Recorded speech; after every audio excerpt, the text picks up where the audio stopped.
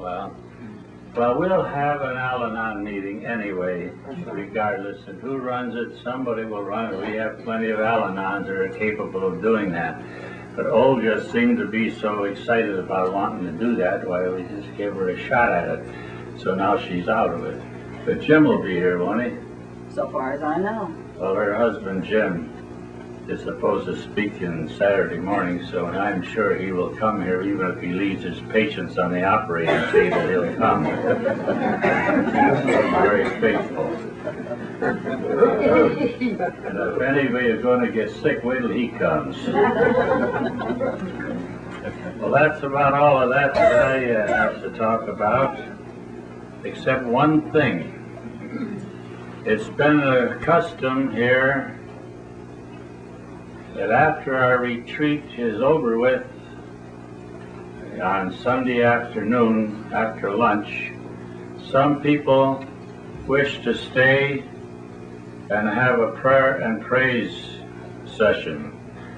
This is not part of the retreat, but I'll tell you one thing, there's always about 50 or 60 people take part in it. So perhaps it is part of it, but it is not scheduled as such. We're here to have an AA retreat, and we're not imposing anything on anyone. We're here to learn about AA and to improve ourselves in our understanding and our use of this program. That's what we're here for. However, there are people who come to these retreats who have real dire needs for help in sickness and in other ways and in other problems they're having in their life, that they find that a group around them of people who feel as they do, people of their own kind, have prayer for them. It's very helpful, so I just wanted you to know about that. So that's not on the program, but it's going to be done as usual. All right. Now, I am Clarence Snyder. I don't know if you heard that before. And what I'm going to talk about, I don't know. I just talk about what the good Lord tells me to talk about. But I think I'd like to talk about some things. I was talking in the car on the way over here today. Some of the beginnings of AA. We have a speaker tomorrow night who also had his beginning in the Oxford movement, where I had my beginning. He came in a little later than that, but you'll find he's a very interesting talker, and he has plenty to say, and he's not very squeamish about saying it. And when you meet Ed Andy tomorrow night, I know you'll enjoy him. But he's been in for going on to 43 years of sobriety. So I want to tell you something about how I got here and how this AA formed. There was an evolution here. This was not always AA. It amazes me sometimes, and I meet a lot of people around different groups, and they just take this AA situation for granted. They think it has always been here, and something came down from the clouds and dropped, and here we have it. But don't believe it. There was an awful lot of things going on in the beginning of our fellowship, and I was born in the Oxford movement. There was no such thing as AA then.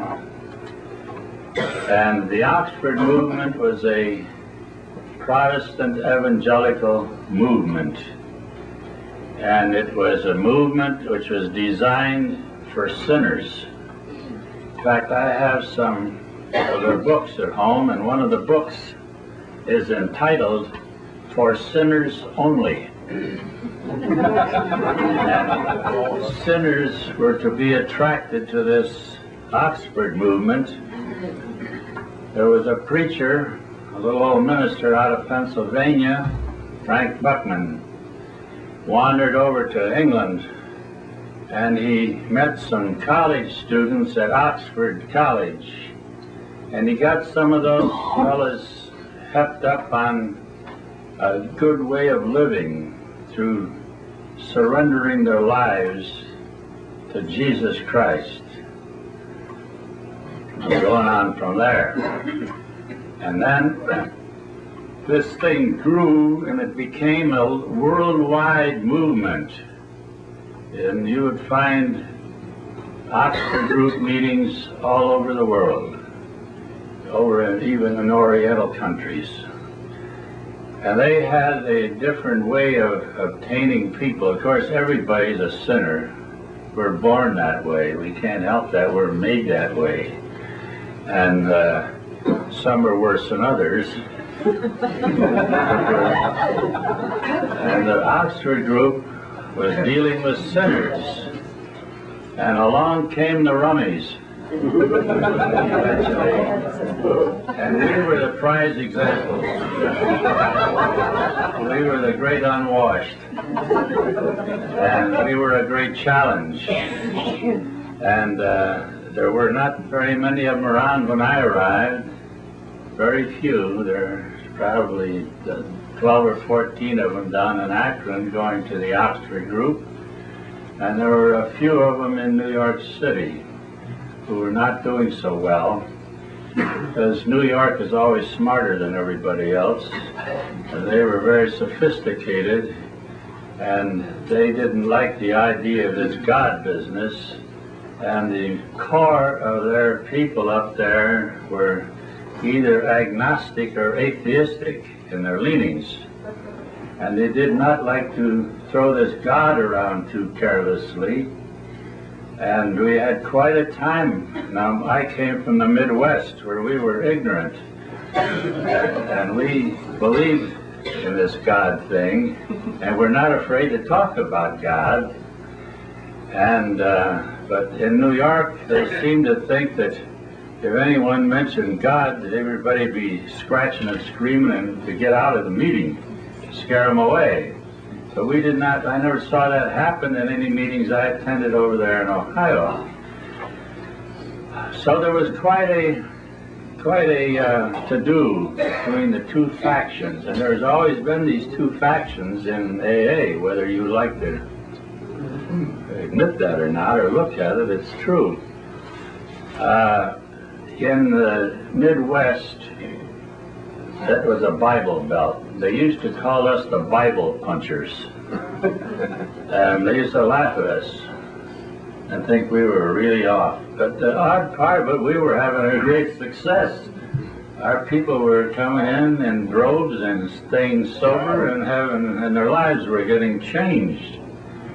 And I can still remember after our first unity in AA in Cleveland. You know, unity to me is a riot.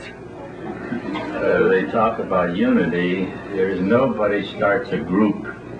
No, just because we need a group. Somebody gets mad at somebody, and they wind up splitting into one or two groups, or three groups or something. So I call that unity. If we had the kind of unity that they advertise around in some of the publications that people read, we wouldn't have much of an AA. We would have 2 or 3 people running the whole show and the rest of them out getting drunk. So it's a whole lot different. I think this is a fellowship of people who want to get into a better life, and we want to be redeemed from sin. Because if you look at our program, it was taken from the Oxford movement. There were 6 steps in the Oxford movement, and all we did when that book was written, we took those 6 steps and made 12 out of them, figuring, of course, that if alcoholics could screw up 6 steps, they could screw up 12 much easier, which they do. And but the ideas were the same. We had to admit that we were equipped, we needed help, we were out of order, our lives were messed up. And then we had to admit that we were helpless as far as changing it. Then the next thing, of course, we turned our will and life over to the care of God. Since we had unmanageable lives, we had to hire a manager. So that's how we hired a manager in step 3. And this is all Oxford group stuff. They did the same thing. I remember when Doc Smith had me in the hospital. You'll read a lot about that in that book that a lot of you folks were fortunate in getting. That's a real history of the beginnings of AA. You'll see your hero running all through that book. Clarence S. And you'll find my first wife, Dorothy S.M. in there. And that was quite something. That was a story in itself. Dorothy had thrown me out of the house. Her family, she came from a very clannish family, and they were always together. They invented togetherness. They were always together in my house. And they used to have conferences in my house. But I was never invited to the conferences because I was always the subject under discussion. And the discussions usually went down the line as to whether they were going to throw me out again out of my own home or let me back in again. And they finally gave me one last chance to stay with that august body. I had been between jobs for several years. I was not producing much, although I had had good positions before. And her brother had a truck, and he used to haul merchandise between Cleveland and New York, a big tractor trailer. So this bunch of Earth people, they're all civilians, they decided that they had a bright idea to get me to kill two birds with one stone. I should go to work for my brother-in-law, learn to drive this truck and be his helper. It would give me an income, and he also could ride herd on me, see I don't get drunk. Now that's good thinking. See, most people think, alcoholics don't. That's one of the big differences between Earth people and alcoholics. Alcoholics don't think. The guys, anytime you see those think signs hanging up in an AA group, you gotta tear them down. It's an insult. Alcoholics do not think, they emote. We never do anything until we feel a certain way. All the thinking in the world will not change it. We don't think, we do things, or things will happen, believe me. They won't be as a result of thinking things through. There's always action of one kind. Well, you see, those poor civilians didn't know that. They thought they had a great idea. So they put me on that truck. And I had never lasted with the old boy. I got away from him in Albany, New York. I don't have to tell you what happened, but it was a sleeper cab. I was asleep in the back up there behind the driver, and he slept on the seat when any sleeping was to be done. Well, I got away from him. He finally got tired out and he had to sleep. Pulled the rig over to the curb and said he's going to sleep for a couple hours. Boy, oh boy, me being an everyday drinker, and I hadn't had a drink for 2 days. This was my record. And I was dying, scared to death. And up in that thing, watching that 20 tons of stuff following me through that little window. And I finally got away from him in Albany. I said, this is the capital of New York. I always wanted to see the Capitol buildings. The way I went. It's funny, you know, some of these crazy things you remember. So many things that I don't remember that happened to me when I was drinking. But I remember running down the street to the first watering hole I saw. And I went in there, and one look was enough for me. This place wasn't for me. It was too high class, because I only had $1 and some cents with me. So I beat it down a few blocks and got into a place that was more suitable to a man of my estate. A real joint. And something happened, you know. We have angels that watch over us. And so some fair angel watched over me that night. I met a man, I think he was a man, and I called him an angel. I think he was a fairy, but whatever. He started buying me drinks and pouring drinks in me as fast as I could drink them. Well, time I got back, I had to sneak out on this fella. I went into the men's room, locked the door and went out the window and headed back for the truck. I suppose my fairy friend is still waiting for me. By the time I got back there, all those drinks had hit me at once, I expect, because in my efforts to get up in my nest, I stepped on that poor boy's face who was sleeping. And church was out. And he took me down to the waterfront in New York and threw me out and told me don't ever come back. I just tell you some of these things to show you how God works in our life and how what strange things happen. I only knew one family in the greater New York, and that was another sister of his. And she was also hostile. She was a member of the crew. But I figured Virginia owed me something. And she lived in Yonkers, and I knew where she lived because we went there on our honeymoon. As I say, they did everything together. So I knew where she lived. And she lived way up on a hill. But I got out there and I didn't go up that hill. I went down a hill, and I got down in the Italian section. These were bootleg days. And all Italians have wine. They make it, some of them sold it, some of them drank it, and some of them shared it with their friends. And I went down and made friends. And by the time I got up to Virginia's house, I was very friendly. And I only remember a couple incidents. I'm drunk, I'm dirty, I smell bad, and she had two little girls, little babies, I don't know, 3 or 4 years old, just little kids. And I'm rolling around on the floor with these two little girls, and they're having a great old time with Uncle Clarence. But Virginia didn't think much of this. So she put me in her car and took me back down to New York and threw me out where her brother threw me out. I tell you that for this reason. I want to show you how God works.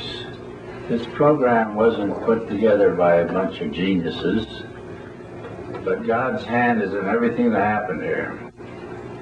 I was on a bum in New York, and I was a little bit sharper, I think, than some of those goofballs down there. I never had to buy a meal in New York. I never paid a nice lodging. I never bought any clothes.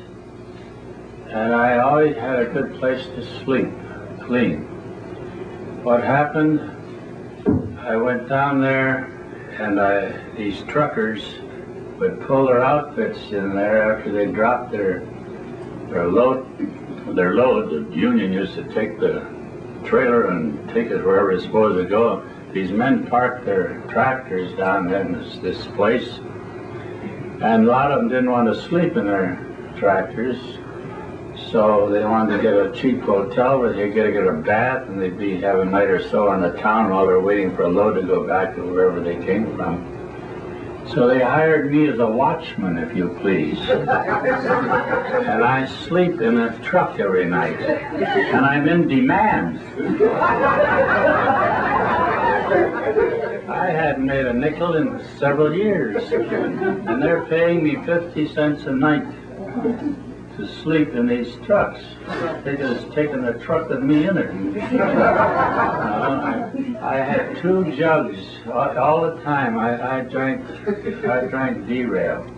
There's denatured alcohol mixed with water. The total cost of it, if you figure it right down, was 7 cents a pint. That's how much I paid for my booze. Now, for 50 cents a day, you can't drink that much. It's impossible. So I'm saving money. Except in New York. Well, I don't want to go into a long story about how I ate for free. It's a little bit lurid and it's a little bit unbelievable. But yeah, I'll tell you. Maybe you might get in this situation sometime. But I discovered something in New York City. I'm a guy that's always, I'm a regular Robinson Crusoe. I'm always sticking my nose into things and trying to find something, especially something I can pick up and steal. And so I got walking around down New York, and I discovered something remarkable in New York City, the automat. Any of you people ever been in Philadelphia or New York know about the automat. Unfortunately, I read in the paper a short time ago that they have closed the automats. Now that's a total loss, something like that, because they meant a lot to me in my life at that time. New York, I noticed something about people. I'm a great people watcher. And everybody's in a hurry in New York. If you ever want to get crushed, just start walking past some of those office buildings at noontime when they all let out for lunch. And they all come streaming out of there. It's like a riot. They get a half hour for lunch, some of them, most of them I suppose, or maybe an hour. And they don't have time to go get a meal in peace. And if they go to take any real time, it's going to cost them too much money anyway, so they head for the automat, a lot of them do. Well, they're in such a rush to get back, they order their stuff, they put their nickels in that machine, and out comes their soup and their pie and whatever else they're buying. They get their little meal. A lot of them don't even sit down to eat, they stand up at tables, stand up there and eat. And they're talking to each other while they're eating now. They don't even know what they're eating. And they're going at it. And I watched this performance, and it gave me an idea. Alkies get ideas. I decided this is a good way I can get food for nothing. It takes a little bit of crust to do this. And there's a certain risk attached to it. I will go out the curbstone, I rub one hand in that mud and dirt in the gutter. And I get up alongside of a couple of these guys that are busy eating, and I reach over and put my hand on one of them's plate. The dirty one. Well, the first thing this guy wants to do is clout me, you know. And I look at him, I'm starving to death, you know, there's a baleful look on my face, and he can't hit me. If something happens to humans are funny, you know. He should belt hell out of me, but he can't. So what does he do? He gets so exasperated, he walks away and leaves the whole thing. That's just what I want in the first place. So I take that grub back to the truck with me. So I didn't have to eat every day. I wasn't much for eating anyway, but you have to eat so much to keep survive. So if ever you ever get in real, remember that. There's ways of getting things. You never have to be without. Clothes, I got what I needed at the missions. I couldn't eat their food. I couldn't stand it. I can't stand the smell of a mission today. They got bug juice floating around every day. You go in there and they squirt everybody with bug juice. And, my God, that stuff just permeates everything in the place and all the food. And those bakeries would give these missions old buns and donuts and stuff that they couldn't sell. They took them to the missions. And all they do, they lay in there absorbing bug juice. And people wouldn't be eating them. I think they'd turn them over to another mission. And on and on. You couldn't eat this stuff. At least I couldn't. So that wasn't my bit. But anyway, I didn't have to, I had my free lodging. I got clothes. When I needed clothes, you go to the mission and you sing. You gotta sing. You don't have to be much of a singer, but you sing. And you'll find some of the people go to the choir tomorrow, choir practice. They're in fact great singers, but they can sing and they'll pass. But you go to a mission and sing and they give you what you need. Shoes or pants or coat or whatever your needs are. So I never had to buy anything. I was living on Easy Street. So that, I tell you that for a reason. I was in New York City a long time. I don't know how long. But I know it had to be a good year because it was winter time again when I left. I know one calendar went around, I know that. I had no reason for keeping track of time. And I wanted to go home. I wasn't welcome, but I wanted to go home. And one trucker took me to Erie, and another one brought me into the outskirts of Cleveland where I lived. Well, and here's what happened. After I'd been to Virginia's house rolling around on the floor with those two kids, now here's a miracle. A few days later, she had a doctor over, a family doctor and a family friend. And they got to talking about drinking. And she recited this instance of this drunken brother-in-law of hers who used to be such a nice guy, her favorite brother-in-law, and what a no-good drunken bum he is now. And this doctor says, that's odd. He says, I have a brother-in-law who is a lush, and he met some strange cult down here at Calvary House in New York. And ever since he met this cult, he runs around New York trying to fix drunks. He don't have much luck with the drunks. They come in and smash up his furniture and stuff like that, but it keeps him sober. And he said there's a doctor, Robert Smith, in Akron, Ohio, who is also a lush, and he belongs to that strange cult down in Akron. He said if your brother-in-law ever gets back to Cleveland, maybe you can go down and see this Dr. Smith, and this Dr. Smith can fix him. We used to call it fixing. So, of course, I don't know this is going on. That doctor who Virginia's talking to was Dr. Leonard Strong, who happens to be Bill Wilson's brother-in-law. Bill Wilson was going to the Oxford group at Calvary House in New York. Doc Smith was going to the Oxford group in Akron, Ohio. Okay? There, I'm getting indirectly in contact with the two people who are credited with starting this whole ball of wax, and I know nothing about it. And I'm 600 miles away from home. I don't know either one or never heard of anyone, either one of these birds. Now you tell me what that is.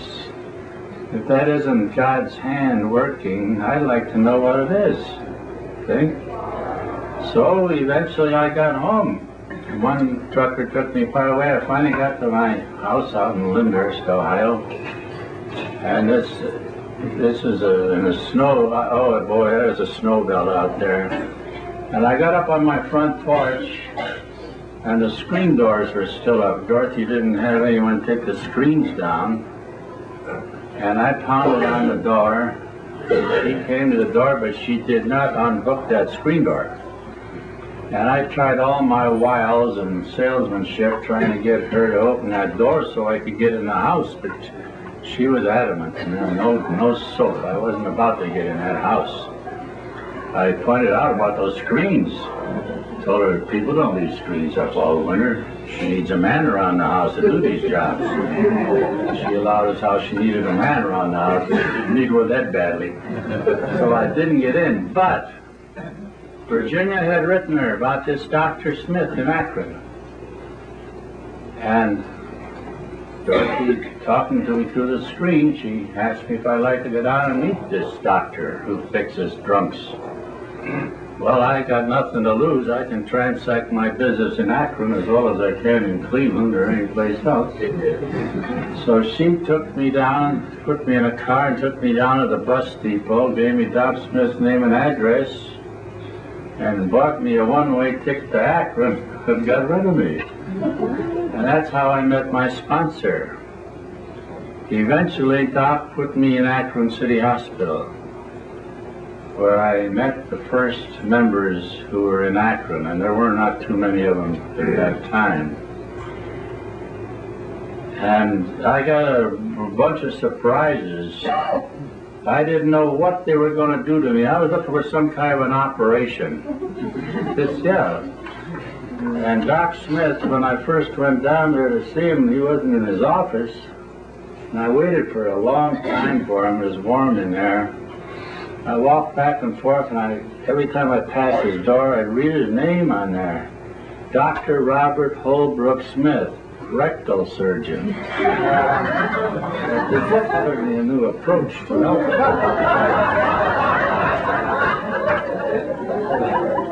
But anyway, I stayed in there, it was warm, and finally Doc came in, and any of you folks, Andy knew Doc very well. Andy knew Doc 10 years before he ever sobered up. But Doc was a big, gangly guy, and he was a man of few words, but they were all meaningful. He didn't waste any words. Doc was not scared of this guy. I don't want to go into the story why I was afraid of him, but there's a story connected with it. It'd take me too long to tell it. But anyway, he took me into his office, through his reception room, through another room, into a back room, and he sat down, and I, like everybody else, you go to a doctor, you're supposed to tell him your symptoms. So I started telling Doc my symptoms, but he took the ball away from me, and he started telling me all about myself. Well, he scared the liver out of me when he did this, because something odd had been happening up in Cleveland for the past couple of years previous to this. Nellie would know about this, I'm sure. They had what they call the torso murder mystery. There's a Kingsbury Run with a hobo hangout, and it ran for miles there. It was a jungle, and a lot of hobos stayed there, lived down there. And every once in a while they'd find one of these hobos all dissected, all cut in pieces, and all the pieces wrapped in newspaper. And they never identified any of these people, and as to my knowledge, there's 7 or 8 of them that they found. The newspapers had a great time with this. Every time they found a body, that was front page news. So they were presuming that whoever was doing this little job was either a butcher or a surgeon, because he had a fine technique and he knew anatomy, eh? So I'm in there talking to, and this used to bother me. This really, because these are some of my buddies, They were my peers that were getting cut up. Well, anyway, Doc is talking to me, and finally, I'm scared of this guy to start with. And finally, he made the great mistake of all mistakes. He told me he's going to put me out in a nut house outside of Akron at Cuyahoga Falls, a funny farm with rubber rooms, and where nobody can get at me, he said. Where nobody can get at me. All of a sudden it dawned on me, he'd been telling me all about myself, and I can't figure out how this guy knows so much about me. So when he wanted to put me someplace where nobody could get at me, it dawned upon me, he's the Mad Butcher. They referred to this killer as the Mad Butcher of Kingsbury Run. And he had to be following me around to know all these things about me. And as soon as, boy, I really fainted, but fright. As soon as he turned his head, bang, I was gone.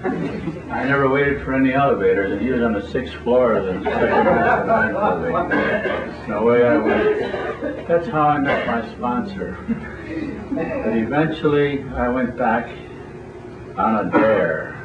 I had an argument with another drunk in a bottle gang, and this guy shamed me into going back. I don't know how many of you people have ever been in a bottle gang.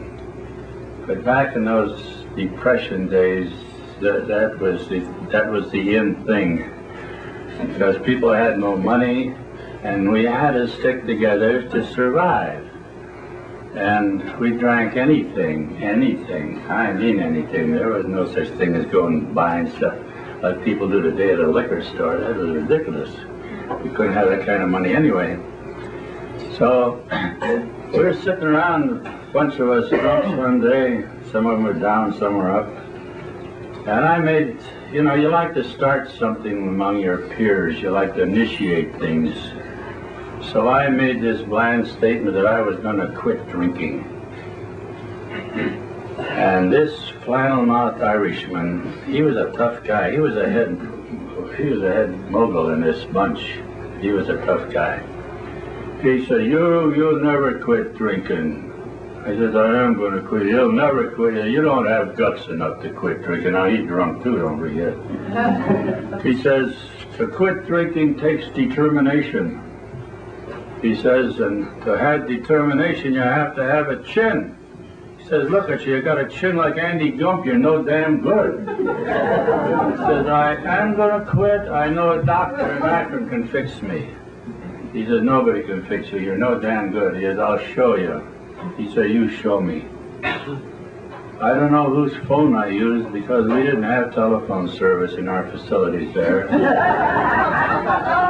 But Doc told me I called him 6 or 8 times and arranged to meet him the next day at the city hospital. And that's what I did. I went down to that hospital, and that was on the 11th day of February, 1938, and I have never had a drink to this day.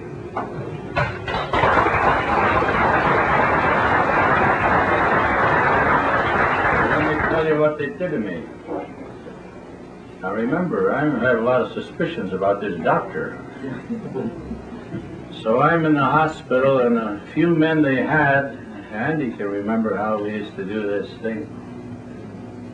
They came out to visit me. They were all older men than I was, 10, 15, 20 years older than I was. I was only 35 years old. They told me their stories, or their careers, or what had happened to them through booze.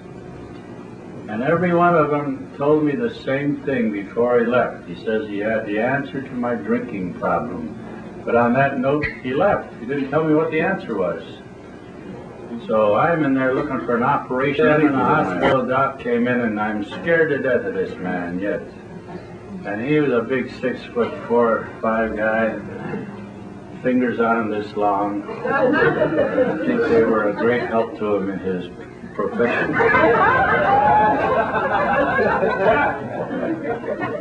But he used to pound on me with his fingers, stick them in my chest. I hate anybody who does that. And he'd come in, he'd always, every afternoon, come in, sit on the foot of my bed and look at me. And I was wondering what's coming next. So I'm there for my last day. So he says, well, you're going to leave here today, this evening.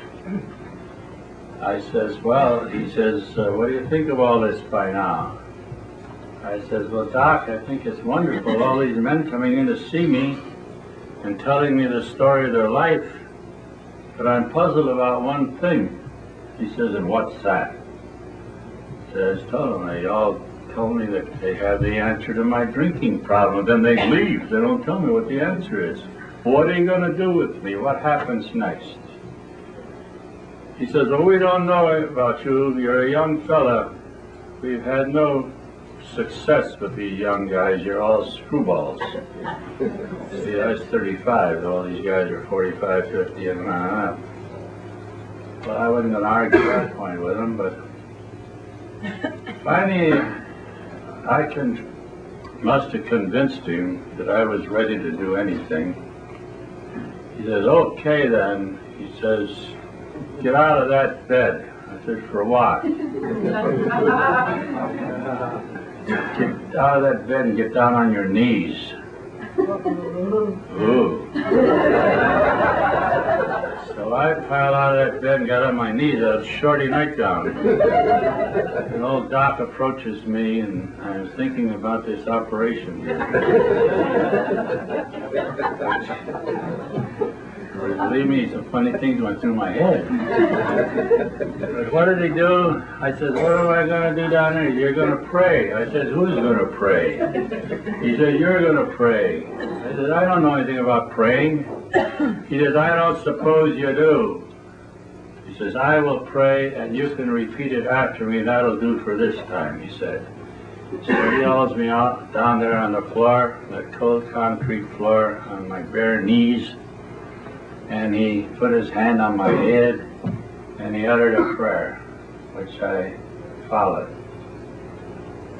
That's how I was introduced to this. That night he took me to this Oxford group meeting, E. Henry Williams' home in Akron, Ohio. So I go to that meeting and there were a few alcoholics there. There was a whole room full of people there. A lot of ladies there, all dressed up, and everybody seemed to be having a good time, enjoying each other. There were about a dozen rummies there, but there were other 40, 50 people who were civilians. They're earth people. And this meeting went on, and I didn't know what's going on. I couldn't figure out, but it's still all screwed up here. But somebody opened the meeting, they prayed and they read the Bible, and then after they got through, this guy witnessed and told all about his sins and how he'd been getting over and beating these sins. Then other people popped up all over the audience and telling about what victories they'd been having over their sins of late. Of course, this would put a lot of this go over my head, but I was there. And I went to those meetings, I attended those meetings in Akron. He told me when I went home, he said, you go back to Cleveland and spend the rest of your life fixing rummies as an avocation. Tell me that. And one other thing he did, which startled me no little, I looked across that room among those ladies, and there is my wife, Dorothy, who had ordered me out of the house forever, and he apparently had talked to her and talked her into letting me come back for another shot at home. And she came down and she took me back home to Cleveland. And I stayed there with her, oh, better than a year, and she threw me out sober. Well, anyway, those things happen. And there's reasons for it. I don't blame her for it. She didn't know any better. She did what she thought was right. So I hold no ill will. Well, anyway, he told me to go out fixing drunks. Well, there was no shortage of drunks. This is Depression time, and the woods were full of them. A lot of men just homeless, wandering around. So what did I know about fixing drunks? I'd walk up to some drunk on the street and I'd say, hey, you ought to quit drinking, you ought to be like me. That's a great approach, try it sometime. After you get belted around a few times, you change your approach. But you know, I talked to hundreds and hundreds and hundreds of alcoholics, dipsomaniacs, dizzy people, crazy people, what drunks, what have you. For 7 months, I talked to hundreds of people about quitting drinking. I went and called on all the preachers, I went to the police, I went to the judges, I went to the social workers, telling them all if they had problems with drunks, send them to me, and I'd fix them. This went on for 7 months, till I finally sold my first baby. When I listen to some of this crap I hear in AA today, about this being a program of attraction, it makes me sick. I feel like throwing up. This is a sales job. The greatest sales job in the world. Attraction. Who wants to get attracted to a bunch of drunks anyway? The last thing anybody wants to get tangled up with. Well, anyway, I finally sold my first guy, and that's a story I could write a book about. And got him in a hospital. And something happened immediately. Thank you. Now that's a kind of a, oh, I gotta take my pill. It must be running down.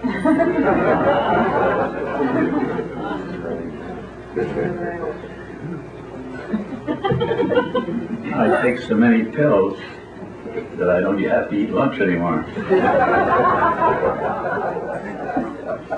Don't ever get sick like that. Well, anyway, after Bill Hess, I got him in a hospital. Bill was couldn't help himself. He was helpless. And I had a guy that couldn't get away from me. I had a captive audience. Bill Hess was Polish, and he'd been an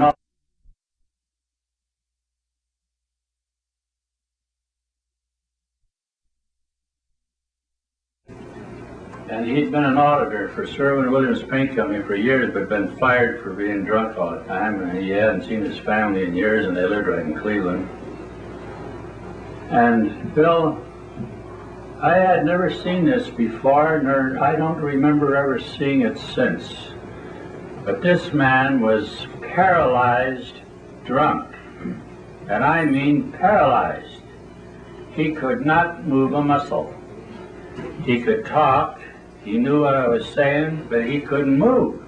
He was lying there on his back on the floor, and he was a big man. And I got down there and next to Bill, and I asked him the usual question, how would you like to quit drinking? And he was all for it.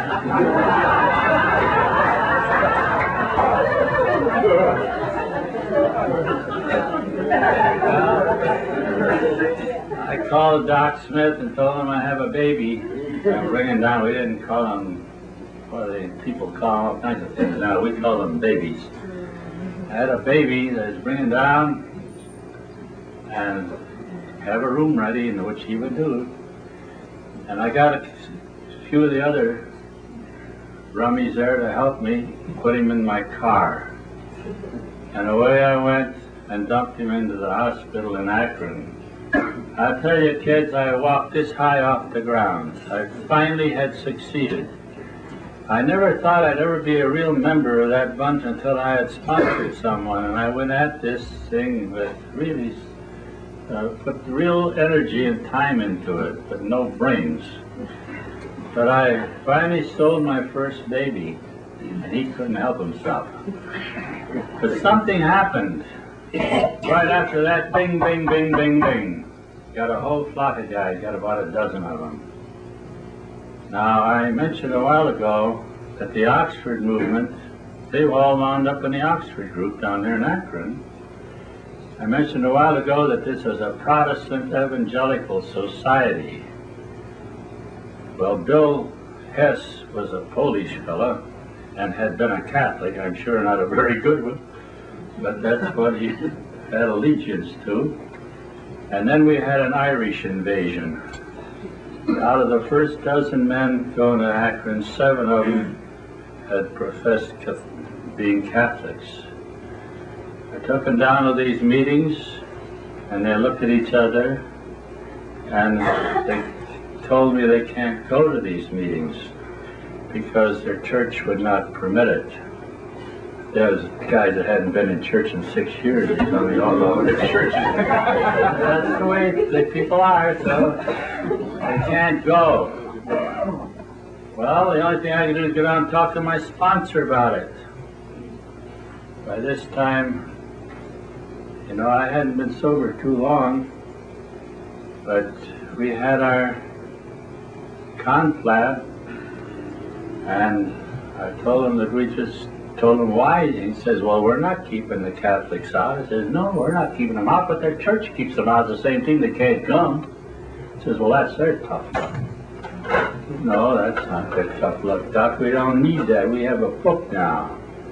We wrote that book in the fall of 1938, and it came out in February of 39. And this is May of '39. I'm talking about 3 months after the book came out. I said, we have a book with 12 steps, and we have the 4 absolutes of honesty, unselfishness, purity, and love. Anyone can live by that, no matter what kind of religion he may or may not have. He says, well, you can't do that. I said, can't do what? He said, you can't break this up. I said, I'm not trying to break anything up. I'm trying to open it up so everybody can get in. And boy, was there a riot. Next week I went down to Akron and made the announcement at the meeting that this is the last time the Cleveland contingent would be down here as a group. We were starting our own group in Cleveland, Ohio, and I made the mistake of giving them the address. 2345 Stillman Road, Cleveland Heights, Thursday night. I shouldn't have done that. Boy, we had a riot in Akron that night. Clarence, you can't do this. You got to come down and talk about it. There's nothing to talk about. It's done. It was awful.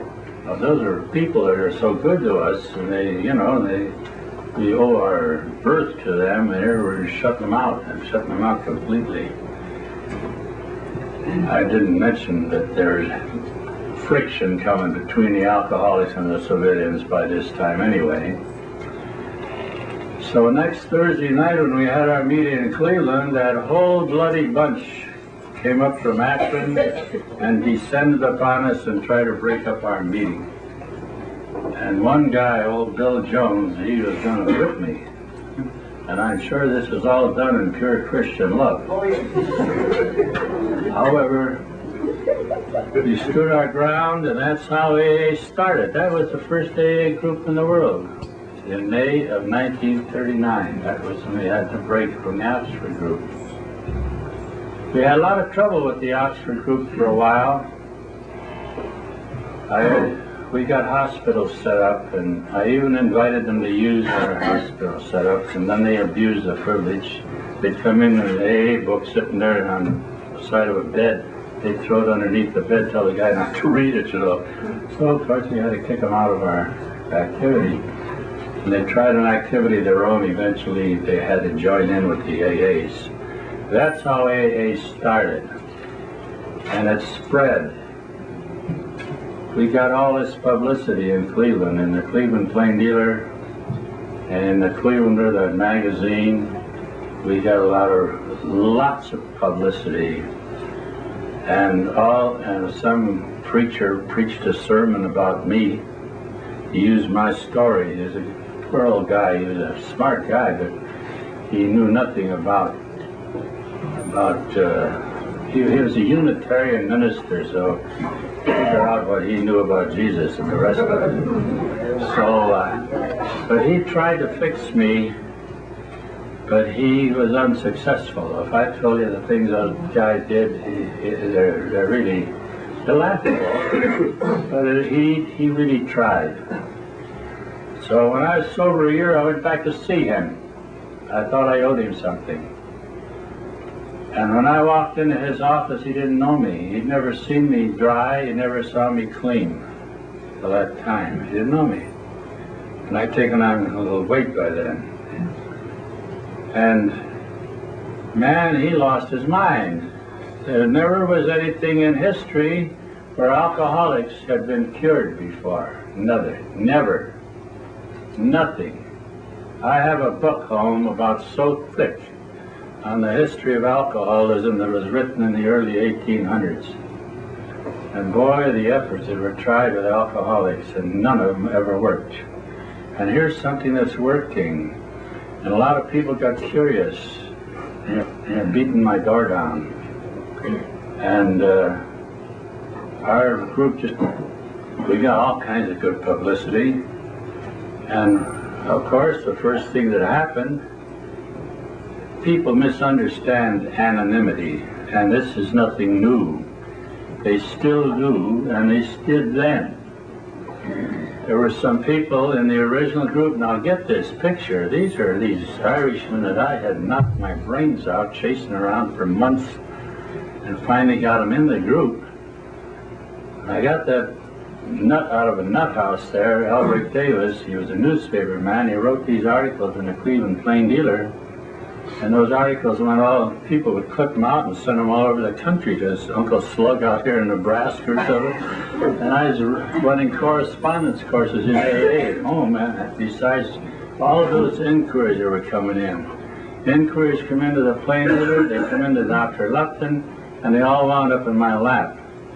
So every Monday morning I give every man a handful of these inquiries and tell him to go out and chase them down and see what he could do with them and report to me on Wednesday what he did, just like a sales manager. And they did it. They did it. They worked like beavers. And boy, that group just grew and grew and grew. And we were pretty rough about the way we handled people. Today it's altogether different. Anybody can walk in an AA group now. You couldn't do that in those days. Somebody had to bring you, and somebody had to sponsor you. So the sponsor was not, he was responsible for teaching you this program or seeing to it that you got started right. And he had a job on his hands. People don't do that anymore. One of the most ridiculous things I hear in AA meetings today, some new person will come in, will say, go get yourself a sponsor. Can you imagine some dingbat coming in AA, picking out a sponsor for himself? You know who he's going to pick. He's going to pick another dingbat just like him. Anybody that's good, they got to put any pressure on him. So it's ridiculous. We had a system, the way we brought people in, and we allowed no outsiders. Wife and a husband, the family was welcome. They're all family groups. They were welcome. But we met in a lot of churches because they were cheap. Some of them didn't charge us anything, and they all had good facilities. They all had cups and saucers and stoves, and we'd do our coffee and have our little refreshments after. And the ministers and the pastors of these churches were not allowed to come to their meeting in their own church without the express invitation from the group. That's how rough we were on letting people stick their nose in our activity. That's why we had a lot of success. We didn't have a lot of these screwballs coming in here that don't have any business in AA screwing things up. We're screwed up bad enough to start with. We don't need any help. So that's how things went. I've had a lot, I could talk for hours on experiences in AA and interesting things and the way groups started that you never hear about. Now some of you folks are very fortunate tonight. You've got copies of that Dr. Bob and a good old timer. If you didn't get one, buy one. It tells you the story that has never been told about the formation of AA before. New York has chosen to keep a lot of those things out of people's knowledge. And I think the reason this book was written, now I'm only surmising, I was writing a book on the history of AA and they found out about it. And they thought, oh, this guy's going to really screw it up. So they hired a man to go out and write this book, and he came down and spent a week with us at our home. And he taped every conversation we had, and I gave him names of people all over the country whom the New York knew nothing about. And he went clear across the country and called on all these people and taped every conversation. He did a tremendous job in putting that book together. He worked for the New York office. The poor fella, just before the book came out, he died. I remember when he left our home that day, Grace said to me, gee, that fella's color's awful bad. He looks bad. He's gray. He doesn't look well. And by golly, it wasn't 6 months later, he was dead. But he did something. That book is the best thing that's ever come out of New York outside of the big book. And I recommend everyone reading and rereading that book and knowing what kind of a society you're in here. This notion of AA just happening, this is a lot of hogwash. There was a lot of blood, sweat, and tears, a lot of conniving, a lot of all kinds of stuff went on in those early days. A lot of stuff that wouldn't look good in print. Believe me. And it's some of it's still going on. You should put a bunch of Rummies together, boy, and you can expect anything to happen. But we have a program, and if people will accept this program, it's foolproof. You can't ever drink again if you accept and apply the AA program. It's impossible. I don't sponsor new people anymore. I don't have the time. But I have people, when I do find a new person, I usually turn him over to someone who I've talked to before and take them through the steps and let them work on them. They need that exercise. But what I get is this. I get people who have been around AA or in AA. Some have been dry, some of them haven't, over a period of years. And they hear about this nut down in Castleberry, Florida, who has some peculiar way of fixing drunks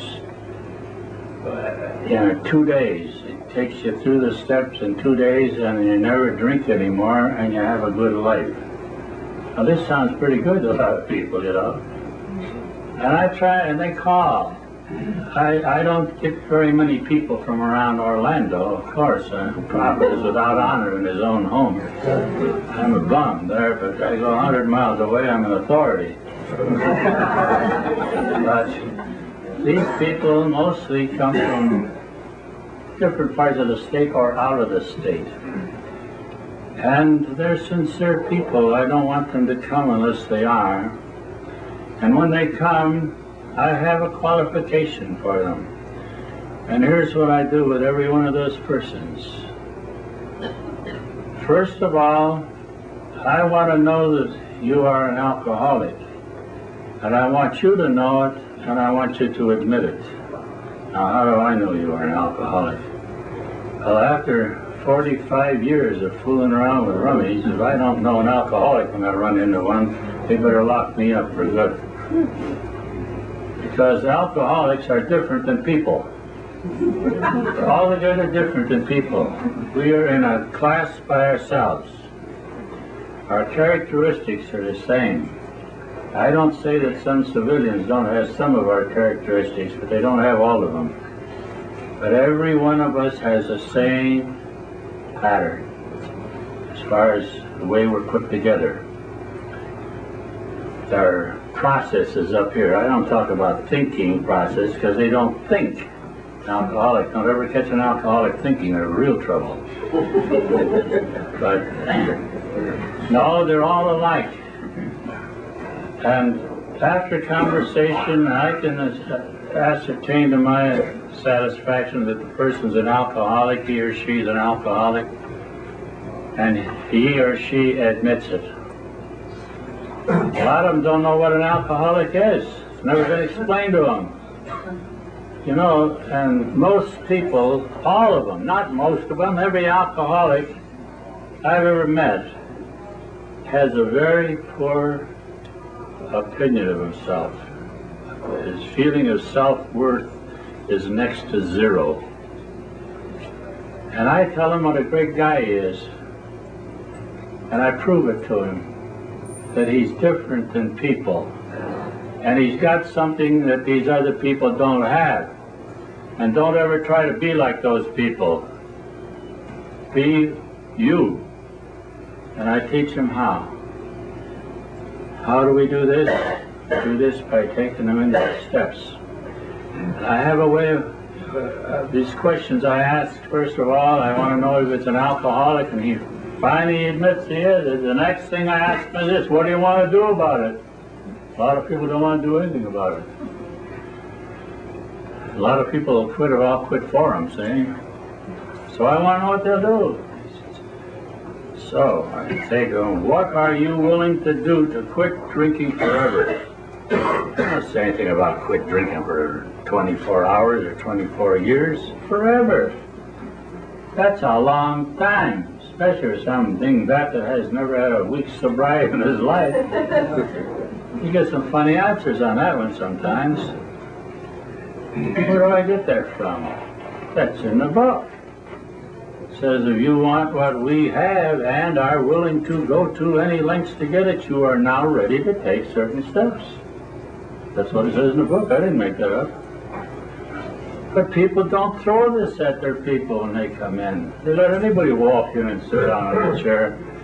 And half the people sitting in a lot of these meetings I've been in don't even belong there. They know more alcoholics than I'm an astronaut. They got nothing else to do. They're curious, or they're lonesome or something, or looking for a broad, or looking for a guy.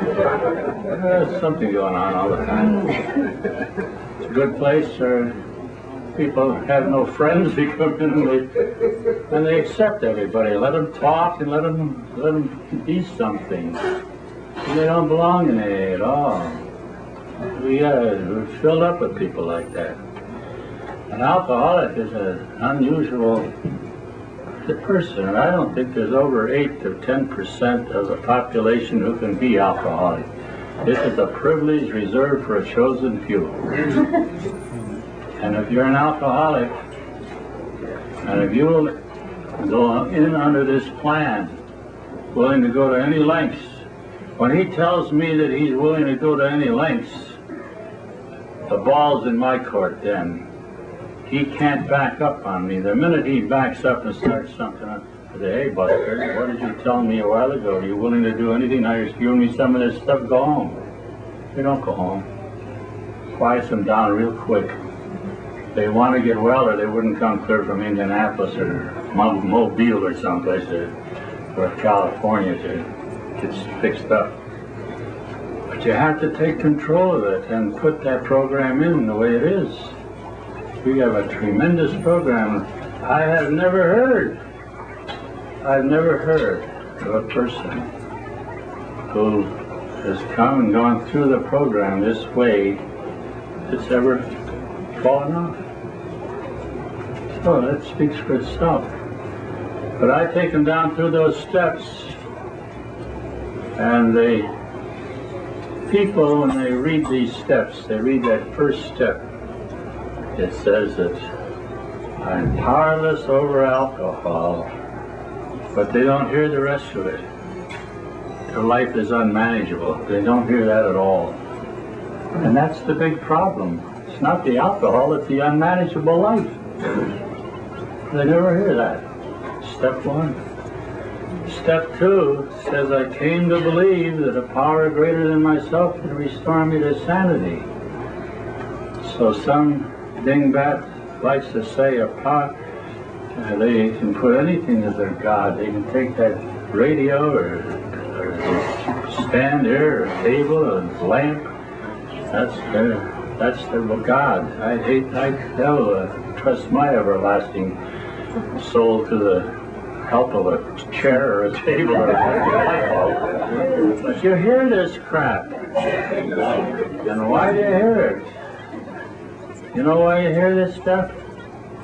It's that thing they put in there, as I understand him. You know why that was put in there? When this book was written, I'll tell you a little secret. A lot of people don't know this, and you'll never get it in any literature, I'll tell you that. When this book was written, there was an awful, as I mentioned before, a lot of fuss between New York and the Midwest about God. And the atheistic, agnostic circle up there in Gotham didn't want to emphasize God. But we nuts over there in the Midwest, us Bible thumpers, we came right out with him, with God. And when the book was written, they wanted to tone the God business down in New York, Parkhurst and Wilson and Burwell. And so an awful argument ensued. Parkhurst, who was Wilson's buddy and partner, he did all the legwork on that book. You never hear about Hank somehow or other. There's one reference in that book to Henry P., but I wouldn't tell you who he is. Well, anyway, Hank did all the legwork on this thing. Those people wanted to cut out the God thing, and we were having a battle between Akron and New York on God. So Hank had found a printer, not a publisher, a printer, who promised to print our book for us in a slow season of his business. So he gave us a cutoff date. We should have that book in there. Well, this argument went on by mail between the two cities. And finally we saw that we had to do something or this book was never going to be printed. So we compromised and put God as I understand Him in italics to suit the agnostic atheistic circle. And that, a lot of people say that's a great thing. I think it's one of the worst things that ever happened. Amen. Because people don't get right down to the nitty-gritty of this and turn their will and life over to the care of God. When a man or a woman comes to our house, Grace and I do this. Both of us work. She does more of it than I do now. And, well, she'll have to do a lot more than I do. I'm not capable now to do too much. But people come here, and when we get their commitment that they're willing to do anything, when that third step comes along, they take that third step on their knees, just like I did in the hospital. Bingo. And they get down to the sixth step, they're down there again. When they ask to have everything taken away. See, when I have a list of 20 questions that I ask people on step 4. And I mark them because they tell me they have these different refutalies. And they have to, they're impossible. They can't help themselves. Their life is unmanageable. So they hire this manager and they have to get the manager to take this stuff away from them. They can't get rid of all these nasty, stinking things. Everybody doesn't have 20 of these defects of character. Usually 10 or 12 they have. I've only met one man in my experience that had all 20. Well, I met 2. And I met one girl that had 19. She was a star. Came over from South Carolina. He didn't expect anything of her.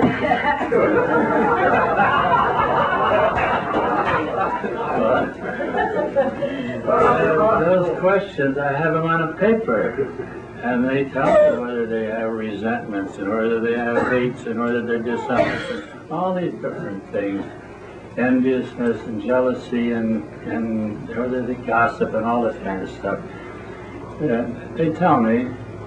So then how are we going to get rid of them? They've got them. They've been living with them for years and they can't get rid of them. So they have to ask their manager to take them away from them. So they do that on step 7. And the manager takes them away. They don't have them anymore. That sounds simple, doesn't it? It is simple. But people resist this kind of thing. They say, oh, you're talking religion. What's the matter with religion? We're not talking religion. We're talking what was taught us in a good book. Our whole program emanates from the Sermon on the Mount and the book of James in the Bible. So if you want to know what these steps are, read the 5th, 6th, 7th chapter of Matthew and the book of James. You'll find Jesus' Sermon on the Mount, which is the greatest sermon he ever preached. He preached those to his disciples. And the book of James is a healing ministry. And if anybody needs any healing, we're the chickens that need it. We need it. And it tells us the theme of that book is faith without works is dead. So when we get something, we got to do something about it and go out and go to work. You find the people who are happy and having a good thing in AA and having a good life. They're the people that are doing these things. They're not the smart ones. The dumb ones. They're too dumb.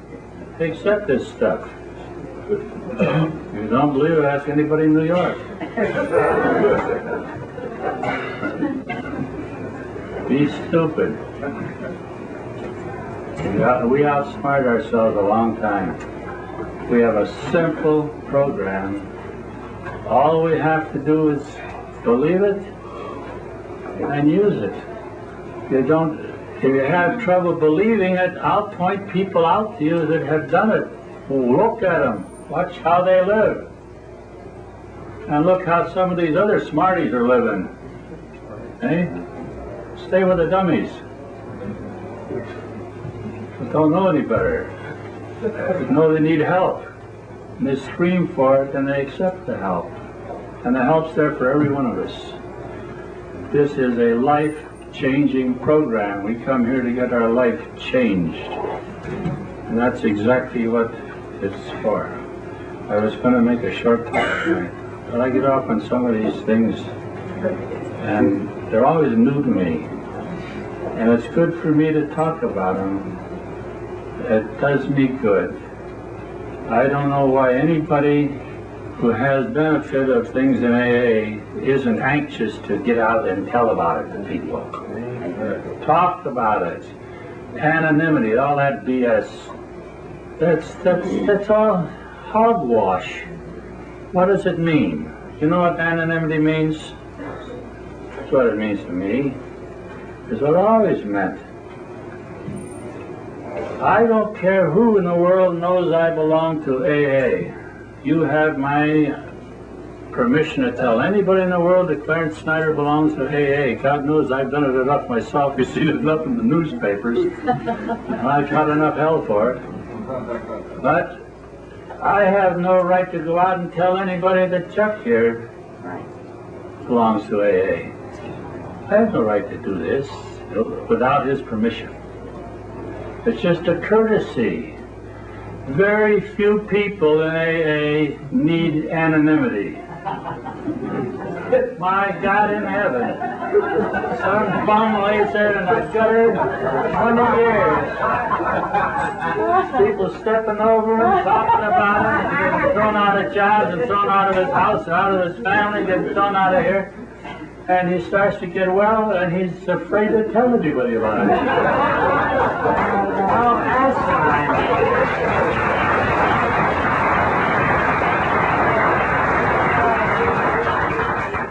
I want everybody to know I belong to AA. I'm proud of it. Everybody can't belong to this, boy. We're a select group. Don't forget it.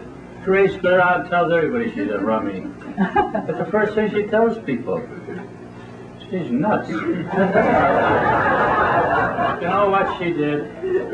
I'll tell you a couple things. You know, you like to get a chance. She can't backtalk me now. When we were going to get married, she was looking around for a wedding gown. She couldn't find anything around where she was, so she went down to Daytona. And she's in one of those fancy shoppies. When it's got an E on the end, look out, that's funny.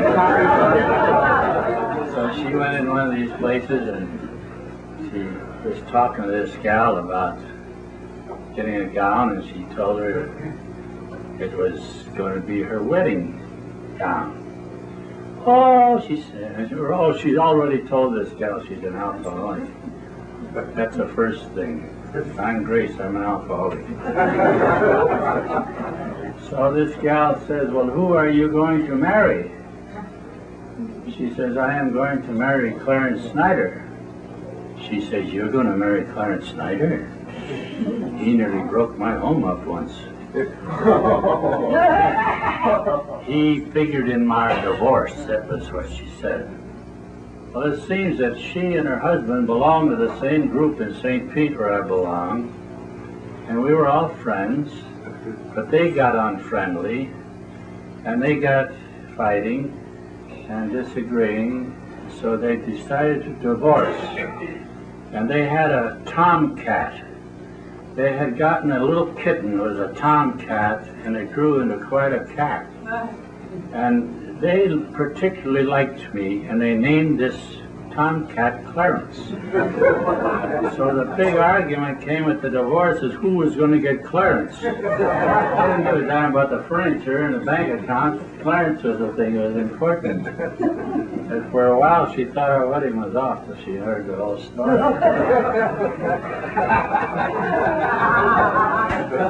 I was on a plane one time, coming in, and Grace was down in the back part of the plane somewhere where she could stretch out on the seat and sleep. And I was snoozing on the seat where I was, and she usually tries to take up a couple of seats when she goes to sleep if it's available. And I'm dozing off there, and somebody's shaking me, and there's the stewardess comes up. She wakes me up. Says, "What's with you? Are we falling?" She said, "No, I just met your wife back there. And she told me that she's in AA. And she said, you are too." She says, "So am I. I just came in Atlanta 3 weeks ago." She tells everybody she's in AA.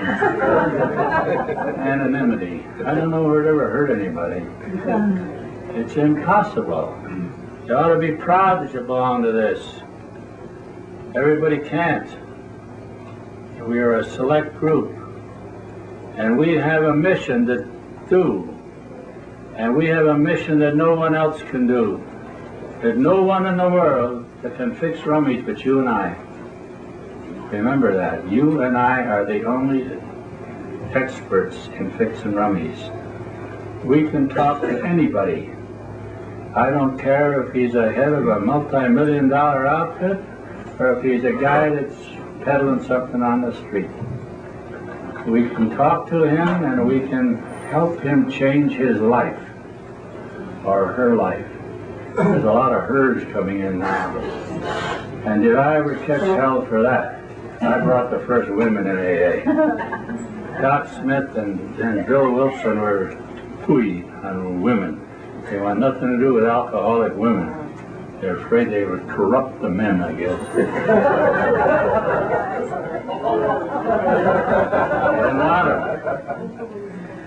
Boy, they're coming in by the hundreds now. I wouldn't be a bit surprised that in the last few years there have been more women coming in AA than there have been men. And they're making it. Okay? They're finally coming out of that closet. Finally get rid of that guilt. Finally find out there's other people had this and they weren't what people told them they were. And they get a good feeling about themselves. This is what we need, is a good feeling about ourselves. All of us. Everybody's told us what bums we were, and we did our best to prove it. But now, we have to have a feeling that we are somebody. And I'll tell you one thing, sure as shooting. I've been around a long time. I'm 80 years old. And I've seen alcoholics for a good many years. And I'll lay anybody bets that we are the most prolific, smartest bunch of people in society.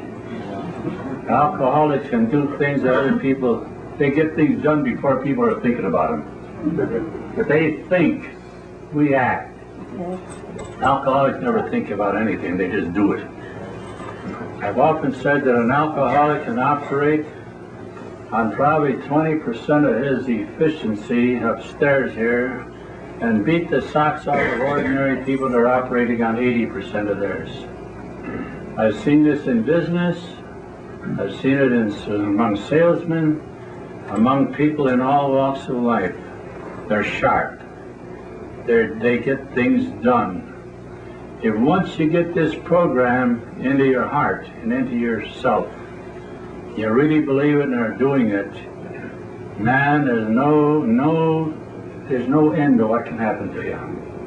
I can stand here, talk for hours about miracles that have happened in my life and in Grace's life and in the lives of people that we know. Miracles. I don't see, most people, they feel they're just down and they're whipped or beat. An alcoholic with this program can never be whipped.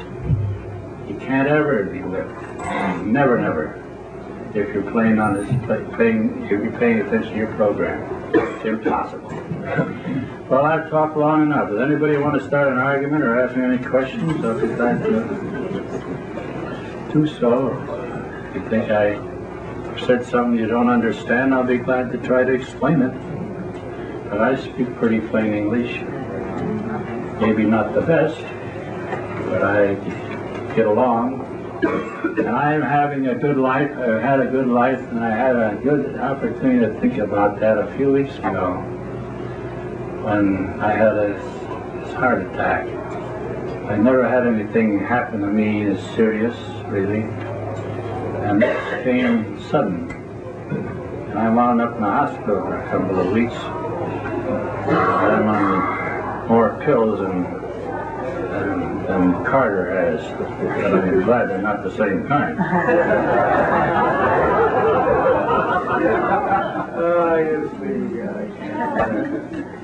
I had things to think about. I had things to think about when Grace was sick so many times in the hospital. And when you're in this program, you get an entirely different light on these different things. Get to thinking about things come in a different dimension to us when we're on this program. And it's the greatest thing in the world. And you and I, we all have this opportunity. All we have to do is jump into it. Get somebody to help us, teach us, and then we go out and do the teaching. It's great. Well, thanks for listening, and God bless all of you. You want to say something? Clarence, could you tell, I know it's, you're tired, but could you tell that prodigal son Rummies story out of the Bible for us one time? Please. Oh. Well, sometimes when I talk about Rummies in the Bible. There are a lot of good Rummy stories in the Bible. So the story he refers to are these two boys.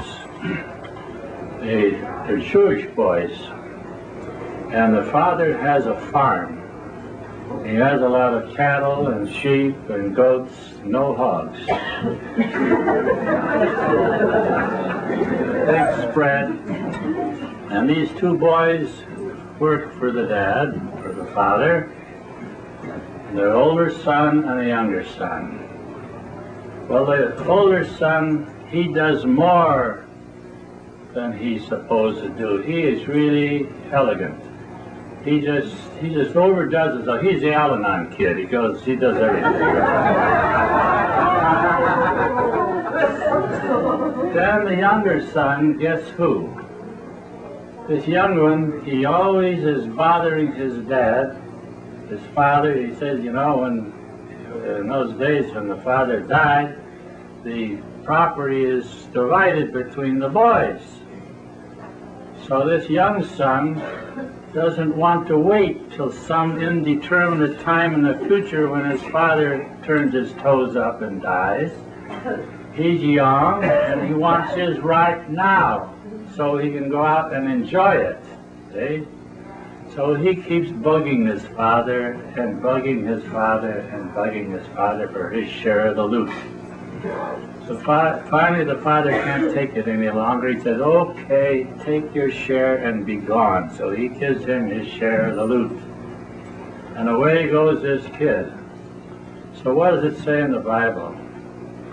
This kid, he went into a far country and he squandered his substance in riotous living.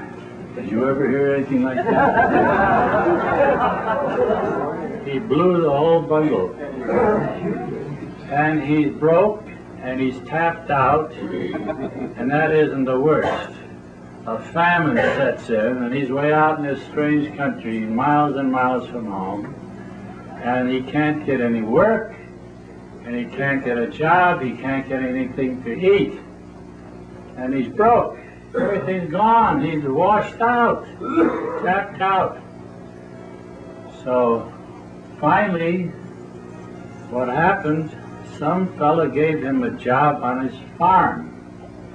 Now this didn't happen to be a Jewish farm, it was a Gentile farm, and they raised hogs.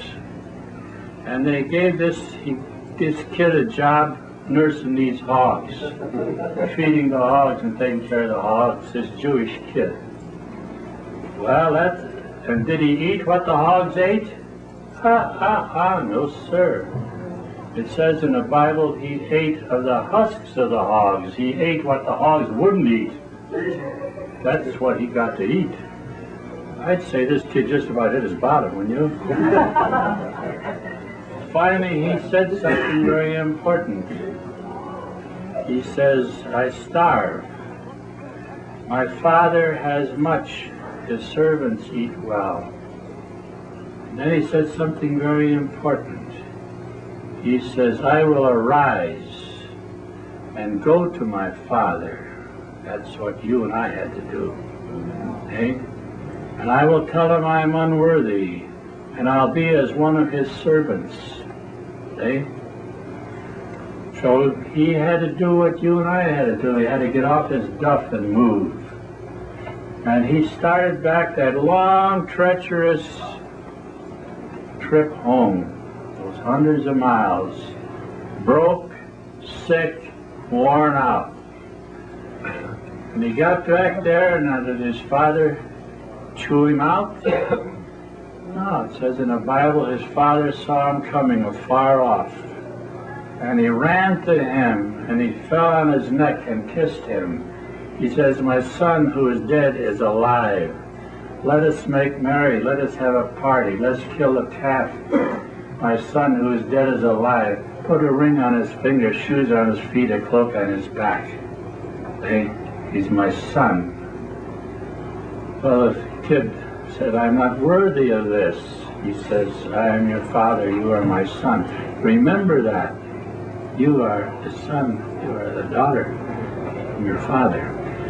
So, meantime, the Al-Anon kid, he's out there working away as usual. But Al-Anon should. And so he hears all this noise up at the house, all this music going. Boy, they're dancing and singing and having a great old time, and they're having a feast. And a servant came by. And he says to the servant, hey, what's all that racket up at the house I hear? He says, haven't you heard? He says, heard what? He says, your brother came back. He says, oh, he's that dirty no good. So then he dropped his tools, and he went up to the house and confronted his father, which is a human thing. He says, Father, I have been a good son to you. I have done everything that you wanted me to do and more. This no good brother of mine goes out and squanders everything on high life and blows the whole bit, and he comes home and you have a party for him. You never had a party for me, Father. Now that's very human. Well, it's a great story of redemption, a great story of forgiveness. And the father had to explain to the son why this was. This kid was already gone, but he came back. It's like you and I. We were completely gone. We blew the whole bundle. We blew the whole thing. We wound up on our butt. We ate with the hogs. We had to come back and depend upon the Father. We had the same thing that kid had. Only I think the Bible had a much better way of putting it. Thanks for asking.